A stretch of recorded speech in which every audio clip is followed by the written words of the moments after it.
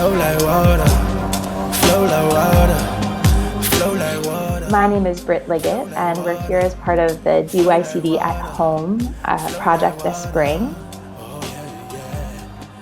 with a web series about filmmaking at home for the DYCD Film Festival. And I'm talking to Ben York-Jones, who is a screenwriter. So Ben, tell me about who you are and what you do. Yeah, I'm a screenwriter and sometimes television maker in the capacity of writing and producing. And I live here in Los Angeles, where I'm speaking to you from. I started working in the world of independent film, which is very much like a grassroots kind of way of beginning your career in film, and also created a TV show that was a Netflix original series called Everything Sucks. That debuted 2 years ago now, in February of 2018, that debuted on Netflix. And now I'm continuing to do the same. I have a new TV show that's going to be launching on Quibi, which is a new platform, and writing another feature and just keeping the ball rolling. Broadly speaking, I think that the job of the screenwriter is to provide a blueprint for a movie. You also have to realize that what you're working on is not the finished product. You're creating plans. You're creating a blueprint for a team of filmmakers, and maybe you're part of that team of filmmakers to then go execute and turn into a movie.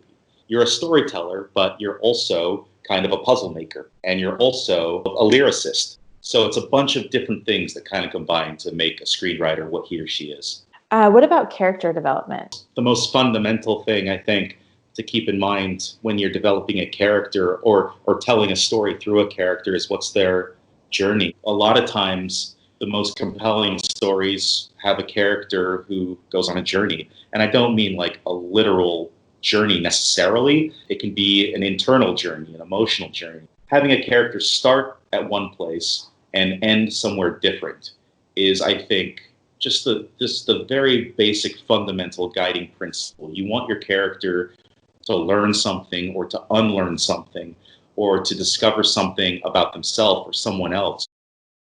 So drawing that out to the story as a whole, what is a story arc? What does that phrase mean, and why is it used so often in storytelling? A story arc is similar to what I was just describing. It's the journey. The arc is the journey. I mean, if we think about it, a literal arc, it goes like this, right? And so an arc it's taking off. It's like a roller coaster. It's taking off. Then it's getting to the apex of something, and then it's kind of the resolution of it. Is it possible to tell a story without ever leaving home? Yeah, it's absolutely possible to tell a story anywhere you are, a visual story, especially nowadays when you can shoot it on your phone even, or whatever you have around. I think that whether you're in your apartment or you're in your neighborhood or you're in another country, wherever you are, it doesn't matter. You look at, when it comes to actually making a film, just look at what's around you. Look at what you have around you and use that to inspire you. You can build a story out of anything. Think of it as, okay, well, there are certain parameters that I have to work within here. There are these four walls. What can I do in these four walls? And you can use that to kind of motivate you to get more creative. It's hard to know exactly what you want to say sometimes, and it's harder even then to know how to pull that off. You know, you can have a very clear and lucid idea about how you feel about something, but even then it's like, well, how do I communicate that to other people? That is the challenge, and that is where the thinking comes in, and that is where the work comes in. And if you enjoy that kind of work, you might be cut out to work as a filmmaker, because that's what the work is, and you gotta enjoy it. So, you know, that could take, who knows, 50 drafts, or it could take 3 drafts. Or in that very, very, 0.001% chance, maybe it's exactly what you want on the first try, but probably not. You probably want to really finesse it.